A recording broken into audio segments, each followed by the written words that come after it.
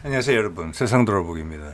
오늘은 23년 8월 15일 광복절이네요. 화요일이고, 자, 오늘 정치론 편곡줄 하나 골랐어요. 오늘 이제 광복절 기념사가 나왔는데, 윤석열 대통령의 그 내용에서 이해가 잘 안 되는 부분이 있어요. 그리고 이것이 사실 우리한테 많은 것을 말해준다. 이해가 안 되는 부분도 있지만 그 이해가 안 되는 부분이 전체에 큰 혼란으로 이어질 수 있다. 왜냐하면 지금 세계의 흐름과 궤를 같이 하고 있는 것 같지가 않거든요. 자, 그래서 그리고 무엇보다 그가 어떤 생각을 하고 있든지 간에 이렇게 노골적으로 어떤 한쪽에 치우친 방향의 언급을 어떤 필요에 의해서든지 이렇게 자극적으로 내뱉는 것은 상당히 사실은 곤란한 일이에요.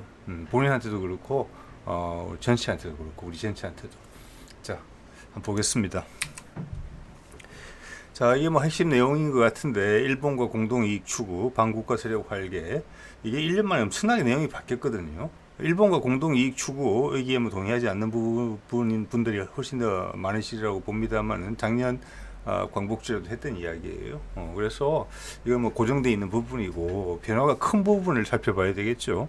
반국가 세력이 활개를 친다 이렇게 돼 있는데, 여기서 반국가 세력은 지난 자유총연맹 때 나왔던 이야기죠. 반국가 세력이라고 그랬죠. 그때도 뭐냐, 종전선언을 노래 부르던 반국가 세력, 즉 전 정부의 정책을 반국가 세력이라고 이야기를 했어요.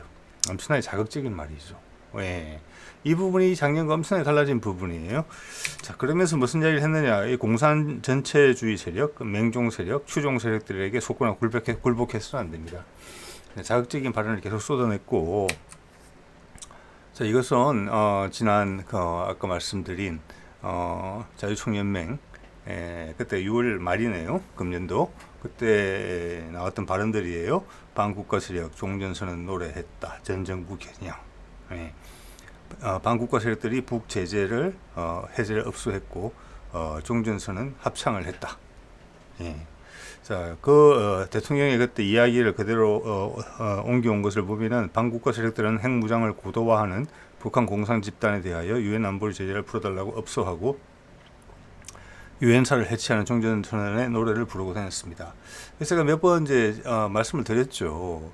종전선언, 여기서 이제 이게 살짝 이제 장난치는 맛이 있어요. 왜냐하면은 종전선언의 앞에 그들 지지자들이 듣거나 이 부분에 대해서 깊이 생각하지 않는 일반 대중들이 들으면은, 남쪽하고 우리가 북한에 가서 그냥 북한에 속아서 빨리 평화 체제로 들어가자, 우리가 그렇게 제안하고 그렇게 종전하자, 그래서 북한을 속는 것이다, 결국엔 잡아먹힐 것이다, 이런 논리로 전개되는 그 그림을 그리고 있는 거거든요.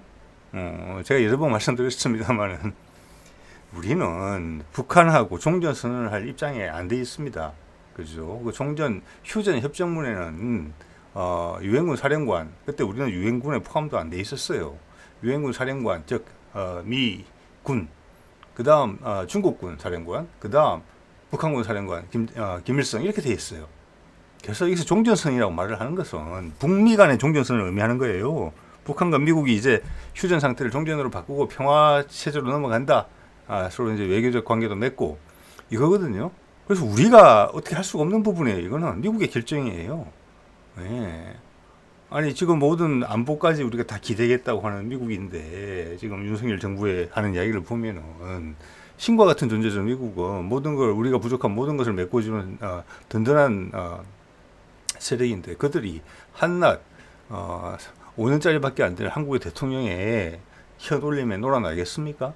아니에요. 여기서 이 사람들이 뭘 보고 있는지는 알게 돼요. 이들은 선거에 활용하고자 하는 부분이 있는 것 같아요. 이렇게 말을 하는 것은. 근데 1년 만에 이게 말이 이렇게 바뀌어도 되는 것이냐? 왜냐? 작년에 종전선언 담대한 구상, 종전선언을 지지한다는 게 아니라 북미 간의 정상적인 외교 관계가 성립되는 것을 도와주겠다. 북한 비핵화가 전제가 되면. 그리고 금정 없이 선언만 하더라도 하겠다. 즉, 미국과 북한이 우리 수교하기로 했어. 근데 실제적인 비핵화는 시간이 좀 걸릴 것 같아. 그렇지만 선언은 해. 확실했어. 확실히 우리끼리 약속했어. 그러면 남한이 도와주겠다. 이렇게 이야기한 거란 말이에요. 북미 간의 정상적인 외교 관계를 성립을 지원해야겠다. 이것은 뭡니까? 북미 간의 종전선언을 도와주겠다. 이렇게 이야기한 거거든요. 그러니까 이게 말이 엄청나게 안 맞는 거죠. 예. 그 빈틈을 이제 헤집고 다니는 건데, 단지 그들의 지지층이 이 상황에 대해서 명확히 모른다는 그것을 10분 활용하고 있어요. 예. 제가 정치 논평을 다루는 목적, 초기에 말씀드렸었습니다. 정치 두 가지가 있다. 하나는 국민을 멍멍이나 꿀꿀이로 만들수록 유리한 정치가 있고, 또는 국민이 현명하기를 원하는 정치가 있다. 당연히 국민들이 현명하기를 원하는 정치를 지지하고 북돋아줘야 되겠죠. 이거는 당연히 우리를 멍멍이나 꿀꿀이로 알고 있는 거예요. 예, 종전선언의 핵심이 뭔지 거기다가 북미를 굳이 빼고 이야기하거든요. 북미 종전선언이죠. 남북 간에 종전선언을 할 수 없다는 말씀 제가 거듭해서 드립니다. 그죠? 예, 예. 자, 그럼 뭐가 바뀌었길래 작년에는 미국이 꼼짝도 못하고 낸시 펠로시 안 만나주고 결과적으로는 일주일간 두들겨 맞으면서 8.15 경축사에서 담대한 구상을 발표했고, 그 이틀 있다가는 100일 기념 기자회견 해가지고 전 세계에다가 그 약속까지 했단 말이에요. 근데 그걸 엎은 거예요. 그럼 미국이 그걸 더 이상 요구하지 않느냐? 미국이 그럴 가능성을 완전히 옵션을 완전히 빼버렸느냐? 그거 오늘 핵심인 내용이에요. 제가 봐서는 안 그런 것 같거든요. 작년보다 더 필요한 것 같거든요. 북한과의 관계 개선이. 예. 북한까지 미국의 적대화를 본격적으로 하고 중국, 러시아 아니면 다른 세력들에 붙어버린다면 아주 곤란하다. 미국은 이런 상황이 더 짙어졌어요. 그런데 윤석열은 왜 이런 말을 하는 것일까?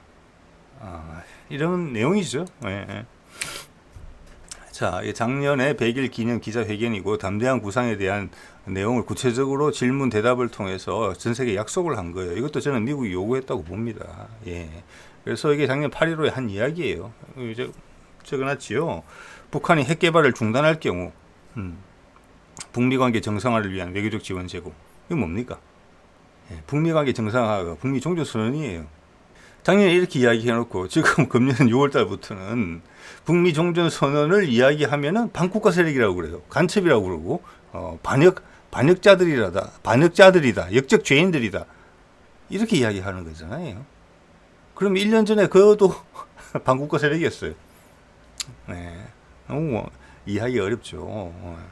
그래서 밑에도 한 번 더 적어놨습니다. 비핵화 의지만으로도 단계적 지원. 즉 미국과 북한이 우리 이제 종전하기로 했고 외교관계 맺을 거야. 그럼 당연히 미국을 겨냥했던 핵 무기들은 없어지게 될 거야. 좀 시간이 걸리니까 남한이 먼저 지원을 해라. 담대한 구상대로. 이렇게 하면 하겠다는 얘기를 한 거예요, 지금. 이걸 1년 만에 다 갈아엎은 거죠. 정반대 방향으로. 네. 자기하고 같은 선에 서 있던 사람들을 이제는 역적이라고 부르는 거거든요. 모르죠. 또 앞으로 1년 있다 어떻게 바뀔지. 그래서 이런 식으로 해서 신뢰가 무너지는 겁니다. 신뢰가 무너진다기보다는 신뢰가 형성이 안 되는 거예요. 그리고 나서 뒤에 엄청나게 급하게 진행이 돼요. 18일 날 나온 기사인데 통일부 북한 비핵화 진전 따라서 상응 조치 준비. 예, 그때는 미국이 이 옵션을 거의 기정사실하고 있다는 걸 의미해요. 실무자들은. 근데 사실 이제 바이든 같은 경우는 독일의 노드스트림 가스관 폭파 그 건을 같이 가지고 있었죠. 근데 실무자들은 몰랐을 거예요. 막판에 선택을 한 거죠. 이 분위기를 국면 전환용으로 이걸 선택할 것인가, 독일을 선택할 것인가, 우크라이나전이죠. 그래서 이건 진짜 하는 줄 알고 사람들이 이렇게 다 통일부, 외교부 다 움직여서 담대한 구상 발표한 지 2, 3일밖에 안 됐는데 벌써 준비 들어간다고 나왔잖아요. 그리고 미국에서 핵심 관계자들이 넘어왔죠. 그때 몽골의 가능성이 높았고 바이든이 몽골로 올 가능성이 높았어요. 그때 22, 27일 일정으로 미국 동아태 차관보들이 왔어요. 몽골을 들렀다 왔어요. 오기 전에. 엄청나게 일이 빠르게 진행이 됐죠. 8월 초에 낸시 펠로시 오는 것부터 해가지고 한 달도 안 걸렸는데 8월이 지나가기도 전에 모든 준비가 거의 끝난 것으로 보여요. 한국 정부는 그 준비에 들어갔고, 미국 실무진들은 바이든의 몽골 방문을 준비하고 있었고, 그 만나고 또 갈 때도 몽골 들렀다 갔어요. 예. 자, 이런 내용이었죠, 작년에. 예. 그럼 왜 이랬을까 도대체? 왜 1년 만에 바뀌었냐? 여기 하나, 둘, 셋, 네 가지 정도를 적어봤는데 여러 가지 이유가 섞여 있을 수도 있고 이 안에 안 들어있을 수도 있습니다. 그래서 여러분도 한번 생각해 보시면 좋을 것 같아요. 네. 첫 번째는 뭐냐? 일단 내년에 총선이 있는데 지금 지난 한 1년이죠? 1년 좀 넘었죠, 이제. 여러 가지 문제들이 많이 발생했죠. 사람들이 뭐 이런 데 정치에 관심이 있건 없건 간에 피부로 느낄 수 있는 그런 부분에서의 잘못이 많았잖아요. 여러 가지로. 누적이 됐어요, 그게. 예. 그래서 잘못으로 덮는 희한한,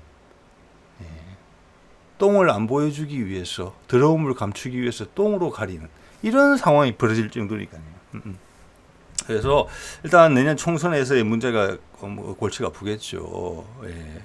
어차피 그 당에서 뿌리를 오래 받고 올라온 후보가 아니었잖아요. 그렇지만 지금은 내년 선거 때문에, 총선 때문에 국회의원들이 단결된 모습을 보이지만 대통령으로 인해서 내년 총선에서 좋은 결과가 나오지 못한다면은 아마 그 권력 기반이 급속히 약해지는 그런 위기를 맞게 될 수도 있거든요. 그래서 일단은 지금 이제 동네에 걸리는 플랜카드, 국민의힘 쪽에서 나오는 거 보더라도 고령층을 공략하는 것들이 많이 나와요. 플랜카드가 보니까 그들의 지지 기반을 확보해야 한다. 그것도 흔들리고 있다. 뭐 이런 거 같아요. 자, 그리고 그 다음에 남은 기간에 제법 되니까 그 사이에 여러 가지 작업을 또 할 수는 있겠죠. 예, 그래서 그 위기 상황을 보여준다고 봐요. 그래서 이런 발언을 하는 것도 전형적인 고령층 세대를 위한 어떤 레드 콤플렉스를 불러일으키는 이런 내용이거든요. 그냥 여러 개 따져 묻지 않고 그냥 그 말만 나와도 그냥 어떤 공포심 아니면 또는 적개심이 확 불타오를 수 있는 그런 인구층을 공략하는 부분이다. 총선 대비용이다. 이렇게 생각할 수가 있어요. 그런데 아무리 그렇다 하더라도 작년에 미국이 간절히 우려해서 엄청난 압박을 받아서 처음에는 반대하다가 결국은 수용했고 그 사이에 뭐 중국한테 가서 이렇게 곁눈질하는 그런 모습도 보여서 미국을 초조하게 만든 상태에서 담대한 구상을 전 세계에 이야기를 했는데 그것을 그렇게 쉽게 돌릴 수 있나? 네. 자, 이거는 저도 잘 모르겠습니다. 이것은 우리 윤석열의 어떤 무모함의 정도가 어디까지인지는 잘 모르겠거든요, 제가. 예, 이때까지 1년여간 살펴봤을 때 그런 부분도 분명히 있어요. 기분대로 하는 거, 깊은 생각 없이. 어차피 참모들의 뭐 이렇게 결집된 생각, 지혜를 모아서 하는 그런 정치를 하고 있지는 않잖아요, 지금. 예, 그래서 이게 예측이 참 어려운 거예요. 왜냐하면은 이렇게 수를 둘 때 이유가 있어야지 그 다음 수를 놓을 때 예측이 되고 설명이 되는데 그게 없거든. 예. 그러면 다시 하나 크게 생각할 수 있는 것은 미국이 북미 종전선언에 기대를 저버렸나? 이제 필요 없어 그거. 북한하고 이제 적대적으로 돌아갈 거야. 북한하고 무슨 우리가 화해를 하나? 이렇게 흐름이 돌아섰나? 이렇게 생각해 볼 수 있어요. 근데 제가 뒤에도 말씀드리겠습니다만은 제가 봐서는 그러지는 절대 않거든요. 예. 북한이 어디로 가느냐? 이거는 남한이 만약 캐스팅 보트로서 스스로 자임을 한다면 미국과 중국 사이에 북한은 그 영향이 더 커요. 예. 그래서 미국이 종전선언을 원하는 것은 북한과 남한이 패키지로 자기 편으로 와서 도와줘라. 그러면 중국과의 경쟁에서 크게 도움이 된다. 뭐 이런 부분일 수 있어요, 지금. 근데 지금 아래위가 좀 따로 놀고 있어요. 윤정부 들어와서는 제가 봐서는. 그래서 전반적으로는 종전선언의 필요성은 더 높아졌다. 미국의 입장에서는. 북한의 몸값은 올라갔다. 저는 이렇게 보이거든요. 뭐 제가 틀릴 수 있습니다. 예. 저는 그렇게 봐줘요, 지금. 그러면 왜 이런 것을 북미 종전선언을 비난할까? 총선 대비 때문에 그런다? 그럴 수도 있고 깊은 생각이 없다. 이런 생각이 들 수도 있어요. 예. 또는 지금 미국의 상황이 상당히 좀 어려워 보이거든요, 지금. 금방 뭐 어떤 경제 쪽에서 큰 문제가 생겨도 이상하지 않은 그런 이제 신호들이 계속 나오고 있단 말이에요. 예. 그리고 좀 뒤에 말씀드리겠습니다만은 어차피 러시아는 지금 뭐 푸틴은 완전 자유예요. 이제는 뭐 미국 입장에서는 우크라이나에서 어떻게 체면을 살리면서 나오느냐 이 생각밖에 없을 것 같고 대실패죠 그거는. 그리고 전 세계 인심을 다 잃었어요 많은 나라들에.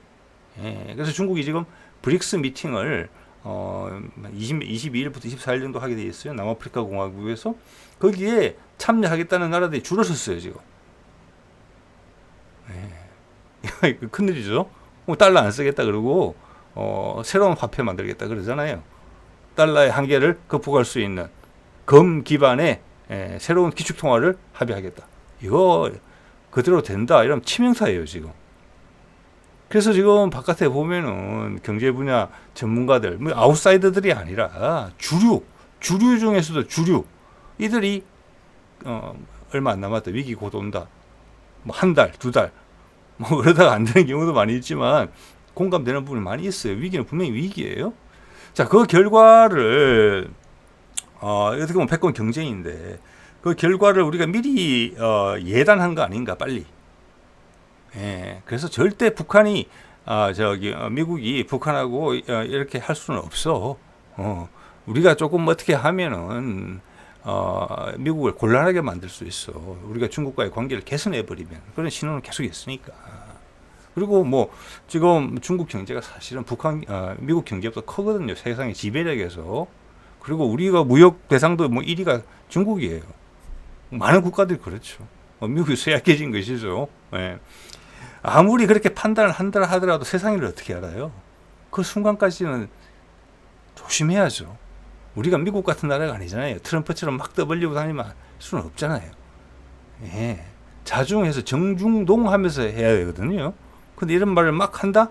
이런 이유로, 그런 판단의 이유로 이런 말을 미리 막 뱉는다 하면은 그건 엄청난 실수다. 그런 말씀을 드리고 싶어요. 예. 그래서 그럴 가능성도 있다. 패권 경쟁 결과에 대해서 예단을 하고 있다. 중국이 유리하다. 예. 미국이 우리 바지 가랭이를 잡을 수 있다. 예. 이렇게 생각한다. 가능성. 그리고 마지막으로는 어떻게 돌아가는지 잘 모른다. 그냥 내 코앞에서 내 필요한 것만 한다. 벌써 뭐 말 바꾼 거는 수도 없이 바꾸니까. 예. 자, 그렇다. 지금 내 코앞에 필요한 것만 한다. 자, 이런 것들이 복합적일 수도 있다. 이런 생각이 들어요. 예. 근데 이 상황에서 상당히 재밌는 일이 발생하는데, 18일이니까 2, 3일밖에 안 남았잖아요. 미국 캠프 데이비드에서, 한미일 정상회담을 해요. 즉, 이것은 바이든이 불렀다는 거예요. 기시다하고 윤석열을. 근데 이게 이런 모양새로 미팅을 하는 것이 저는 상당히 예외적이라고 보거든요. 이거 엄청나게 중요한 미팅이에요.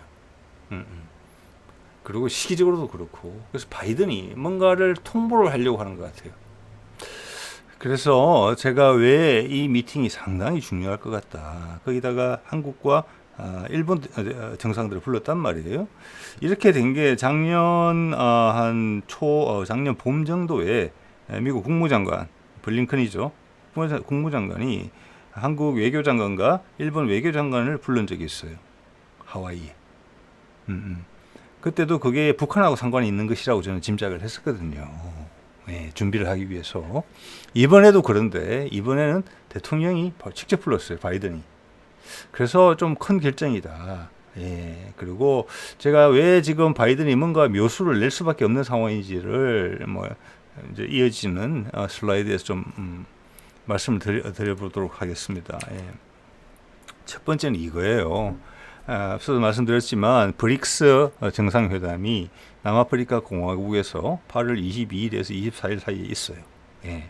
자, 아까 캠프 데이비드 미팅이 8월 18일이에요. 그게 아마 금요일인가 목요일인가 그럴 거예요. 그럼 주말 지나고 그 다음 주 하루 이틀 지나면은 이게 브릭스 미팅이에요. 예. 여기에 아까도 말씀드렸잖아요. 사람들이 줄을 섰다고. 일단 이런 시진핑하고 푸틴이 만난다는 것 자체가 대단해요. 그래서 브라질 대통령, 예, 인도는 지금 뭐 미국으로 갈까, 뭐 마음에 맞는 대로 가면 되거든요. 예.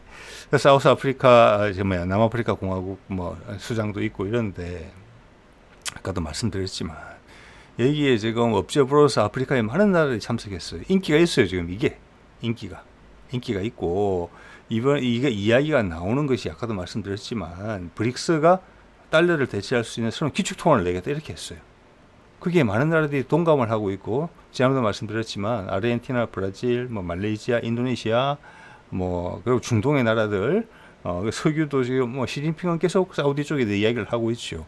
석유 가격을 위안화로 표시하자 이런 거예요. 배럴당 예를 들어서 뭐 100달러다, 50달러다 이렇게 하는 게 아니라 배럴당 1000위안이다, 2000위안이다 이렇게 아예 하자는 거예요. 고민 중이에요, 사우디가. 예. 그래서 흡입력이 있어요, 지금. 미국에서는 떨어져 나온 사람들이, 눈치 보던 사람들이 전부 다 이게 올라타고 있어요, 그 나라들이. 즉, 미국이 그만큼 약해졌고, 계속 영역을 빼앗기고 있다는 거예요. 예. 왜? 기축통화인 달러를 상대방을 버르장머리 고치는 용도로 쓰고 있으니까. 이 기축통화는 공기나 물과 같아야 되는데. 예. 자, 그래서 이번에 코로나 사태를 거치고, 우크라이나전을 거치면서 많은 나라들이 이제 올라타고 있고, 푸틴하고 시진핑이 이제 분위기를 잡아가고 있어요, 지금. 제가 보기에는.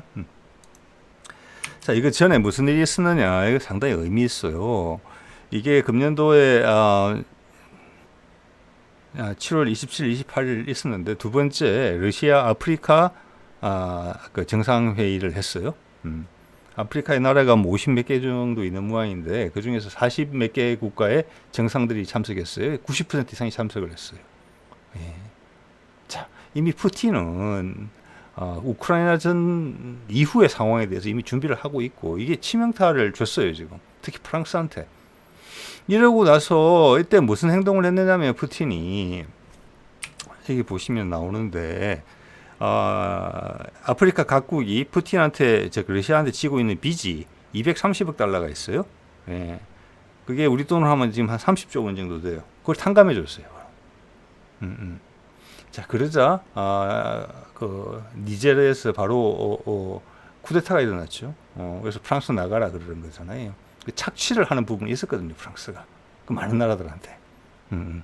그래서 그것을 지원해 주겠다 이런 분위기를 푸틴이 만들어 준 거고 거기에 브릭스 미팅까지 지금 아프리카 대륙에서 발생을 해요. 그래서 아프리카 국가들이 큰 기대를 품고 있어요. 예, 우리도 우리 힘으로 잘 살 수 있게 되는구나. 우리를 식민 지배했던 프랑스나 자기들 마음대로 하는 미국과는 다르구나. 우리를 정말 잘 살게 해줄 수 있겠구나. 우리를 착취하는 게 아니라. 예, 그런 기대감을 가지고 있어요. 여기서 지금 엄청나게 큰 뭐라고 할까, 인심을 얻는 게임에서 미국이 엄청나게 지고 있어요, 지금. 바이든 행정부 들어와서 보십시오. 중동에서 발 뺐죠. 아프간 같은 데서. 그러면서 갑작스럽게 주변에 미국만을 믿고 있던 나라들한테 아무 기별도 안 주고 갑자기 발을 뺐어요. 미국의 이해관계가 없다는 이유 하나로. 그래서 아프간에서 참 안 좋은 모습 연출했죠. 거기에 사우디, UAE 이런 나라들이 전부 다 분노한 거예요. 다 다른 카드를 찾아가는 거죠. 이제 미국이 뭐 해달라 저거 해달라 이래도 말을 안 들어요. 거의 다 동남아시아도 거의 올라탔죠. 남미, 지금 아프리카 대륙까지. 그래서 이제 다른 제3지역에 있는 나라들이 기댈 때가 생긴 거예요. 이때까지 일극 체제로 있을 때는 어쩔 수 없이 죽었는데 착취 당하는 대로 있었는데 이제는 그게 아니라는 거예요. 새로운 희망을 가지기 시작했거든요. 이게 지금 미국의 봉착한 큰 어려움이에요. 물론 여기서 지금 새로운 기축통화를 낸다는 것 자체도 엄청난 데미지죠, 지금. 자, 여기서 바로 영향을 주고 있어요. 프랑스 지금 쫓겨나올 것 같아요. 거기서 뭐 우라늄이나 검 이런 걸 아주 폭리를 취하면서 자기들 원하는 대로 다 활용하고 있었거든요. 여러 개 나라들을. 그런 것들이 이제 백일화에 좀 드러난 상황이고, 또 하나는 이거예요. 이게 블랙락이라고 저는 이 분야를 잘 모르는데 검색을 해봤더니 세계 최대의 자산 운용사로 돼 있더라고요. 본사가 뉴욕에 있는 미국 회사예요. 원래는 전 세계에 뭐 우리나라에도 사무실이 있고 그래요. 여기가 한 일주일 전쯤에 발표를 했어요. 뭐라고 하느냐? 자기들 미국 시장에서 실수한다고. 여기가 불안정하다. 그리고 기업들의 빚이 너무 많고 그게 터질 수가 있다. 그래서 우리는 자산을 이머징 마켓, 신생 시장으로 옮기려고 한다. 그렇게 이야기했어요. 예. 그러면 손절하고 간다는 이야기잖아요. 예. 그 이야기가 나와서 큰 울림이 지금 있어요. 제가 며칠 전에 소개드렸었죠. 레이 달리노라고 저기 브리지워터라는 그 헤지 펀드 운용자도 똑같은 이야기를 하고 있는 거잖아요. 지금 경고를. 그 사람이 지금 미국이 위험하다 이렇게 이야기하고 있는 거예요. 예, 거긴 헤지 펀드, 여기는 세계 최대 자산 운용사. 아까 그 헤지 펀드도 세계에서 제일 가장 큰 헤지 펀드예요. 브리지워터도. 그게 같은 이야기를 하고 있어요. 행동을 옮기고 있잖아요, 지금. 그래도 고객 돈을 어차피 남의 돈 받아가지고 굴려주는 회사들이잖아요. 자, 이러니까 미국이 이런 상황이 있어요. 거기다가 브릭스가 모여가지고 달러를 대체할, 달러는 너무나 지금 문제가 많다. 예. 달러를 대체할 새로운 돈을 만들겠다. 이제는 믿고 써라. 훨씬 우리가 안정된 시스템을 제공하겠다. 우르르 몰려가잖아요. 미국이 어렵습니다, 지금 엄청나게. 예. 자, 그럼 여기서 이걸 한번 생각해 볼게요. 이런 게 바이든이 모르겠습니까? 예, 알죠, 다. 예. 그러면 이런 중요한 시점에 기시다하고 윤석열을 미국으로 다 불러다 놓고 바이든이 직접 해야 할 이야기가 뭐겠습니까? 이거가 줄 수 있는 충격을 최소화시키는 새로운 것을 내놔야 돼요. 이것을 되돌릴 수는 없어요. 지금 발생하는 일들은. 뭐 브릭스가 뭘 하겠다면 하겠죠. 그걸 덮을 만한 새로운 메시지를 내놔야 돼요. 그런데 그것을 그 타이밍이 정확하잖아요. 한국과 일본이 관여된 부분이라는 거예요. 미국의 계획이. 예. 그냥 막고 있으려고는 절대 생각 안 합니다. 그 시점에 그 두 나라 정상을 불렀다는 것은 그 두 나라가 관련된, 한국과 일본이 관련된, 미국과 같이 관련된 어떤 새로운 판세 전환용 대규모 아이디어가 만들어지고 미국이 만들죠, 당연히. 예, 거기에 너희들의 도움을 원한다. 따라와 다오. 예, 거기에 종전선언 카드가 들어있을지 모른다는 이야기를 드리는 겁니다. 예, 몽골과의 관계 개선에 노력을 많이 하고 있죠. 예. 자, 그리고 뭐 제가 몇 번 말씀드립니다만은 지금 교황이 8월 말에 또 몽골을 찾게 돼 있어요. 우리 그래서 미국은 지금 전 세계 나라들의 인심도 얻어야 되고 새로운 희망을 제시해야 되는 부분이 있어요. 그리고 달러를 살리기 위해서, 달러가 죽으면 미국 다 죽는 거잖아요. 달러를 살리기 위해서 새로운 투자 바람을 불러일으켜야 되는 부분이 있어요. 제가 그런 점에서 어떤 북한이 시장으로서의 가능성, 그리고 수소 경제 같은 부분. 지금 중국이 강력한 경제 국가가 됐지만 세계를 이끌 만한 새로운 기술적 진보를 가지고 있지 못하거든요. 그냥 미국이 쇠약해져서 중국이 그렇게 되는 거거든요. 올라서는 거거든요. 그래서 중국은 아직 조금 불안정성이 큰 부분이 있어요. 그리고 나라의 운영 체계, 운영하는 방식 자체도 세계 전체의 큰 흐름에는 맞지 않고 살짝.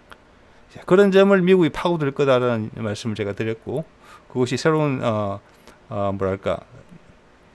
기술적으로 새로운 도전을 빨리 앞당기는 거, 수소 경제 같은 부분, 그리고 어떤 군사적으로 포위하는 전략, 그리고 비핵화, 평화 메시지, 희망을 준다는 이런 부분에서 새로운 카드를 꺼내는 거.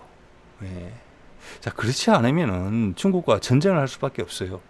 왜냐하면은 많은 학자분들이 말씀하는 거 들어보면은 좀 더 미국이 이성적으로 행동을 해야 된다. 좋은 말씀들 많이 하시는데 미국의 뭐 네오콘이 뭐 협상을 모른다. 정치력이 결여돼 있다. 힘으로만 하려고 한다. 이런 말씀들 하시는 분도 있더라고요. 외국에 상당히 훌륭한 능력을 갖추신 분들도 그런 말씀 하시는데, 제가 봤을 때는 그분들이 하나 좀 더 생각해 보셔야 될 게 있는 것 같아요. 왜냐하면 미국이 지금 한 80년간 그런 행태로 전 세계를 경영해 왔어요. 그래서 미국이라는 나라는 그 틀에 의해서 만들어져 있어요. 대중이 인지하든 못하든지 간에. 그래서 그 틀을 갑자기 다 깨면은 미국이라는 존재가 그냥 무너져요. 그 틀로 갈 수밖에 없어요. 패권 경쟁의 구도로. 즉 패권을 놓치면 미국은 망가지는 그런 구조로 돼 있다는 거죠. 그래서 갑자기 이성적으로 돌변을 한다? 우리 한국에서 그런 말 하잖아요. 사람이 갑자기 변했다? 죽을 모양이네? 그런 농담 삼아 그런 얘기 하죠. 그런 거예요. 그래서 패권 경쟁과 패권 경쟁 방식으로 가야 돼요. 근데 그것을 전쟁이 아닌 다른 방식으로 하기 위한 묘수, 이런 것들이 좀 전에 제가 말씀드린 그런 부분하고 연결이 돼 있고, 이번 캠프 데이비드에도 바이든이 그런 제안을 전격적으로 할 가능성이 높아요.